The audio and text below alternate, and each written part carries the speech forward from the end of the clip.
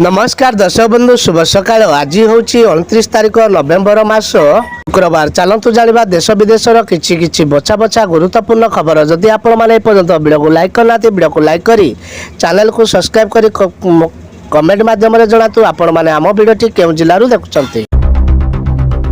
ई श्रम कार्ड धारक बड़ खबर। खाता को आसिला टंका प्रति मासरे मिलुची 1000 टंका। ई श्रम कार्ड योजना सरकार द्वारा परिचालित होउची। एई योजना अधीन लक्ष लक्ष लोक उपकृत होइछंती। जदि आपण एई योजना पाई आवेदन करिसंती तेबे सरकार आपण को प्रति मासरे सहायता भत्ता देबे। एई योजना रे सरकार आवेदनकारी को प्रत्येक मासरे 1000 टंका प्रदान करंती। बेबे आंचलिक पाणीपाग जहाँ सूचना मिलूँ 29 राज्य में प्रबल वर्षा। आसंता 29 तारिख में राज्य में हालुका वर्षा हो पारे।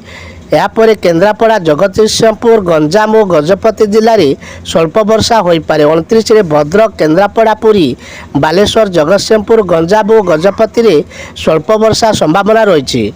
आंचलिक पाणीपाग विभाग यह पूर्वमान कर सूचना देइछि। राशन कार्ड को नहीं आसिला बड़ खबर। राशन कार्ड को नहीं आसिला खुशीर खबर।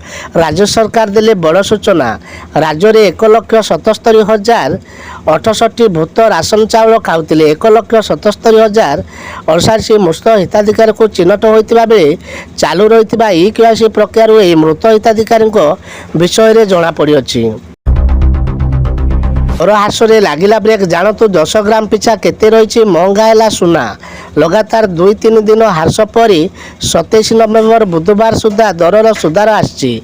घरे बजार सुना 1200 टंका अधिक मजबूत होती। फल मिल्टी कम्युनिटी एक्सचेंज सुनार 10 ग्राम पिछा 76,078 टंका को पहुँची जाता बेले से भाई शुक्रवार दिन 74,852 टंकार निम्न स्तर में रही।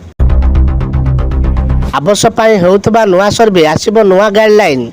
प्रधानमंत्री ग्रामीण आवास योजना नहीं बड़ घोषणा कले सरकार। खूब शीघ्र हेब नुआ सर्वे। योग्य परिवार को मिल घर। तेबे बाद पड़ता योग्य हिताधिकारी को सामिल करने सह अयोग्य हिताधिकारी को कटाଯିव नाम। एने सूचना देइछंती प्रधान राज्य मंत्री रविनारायण नायक। भुवनेश्वर समेत अनेक स्थान में जारी है पेट्रोल और डीजेल नुआ दर। देश में पेट्रोल और डीजेल नुआ दर मूल्य जारी कर प्रमुख सहर गुड़िक पेट्रोल और डीजेल मूल्य अपरिवर्तित रही। किछि सहर में दाम अपरिवर्तित रही। प्रतिदिन तेलर नुआ दर निर्धारण कर अनुसार देशर तथा राज्य मानक तैल दर निर्धारण कर।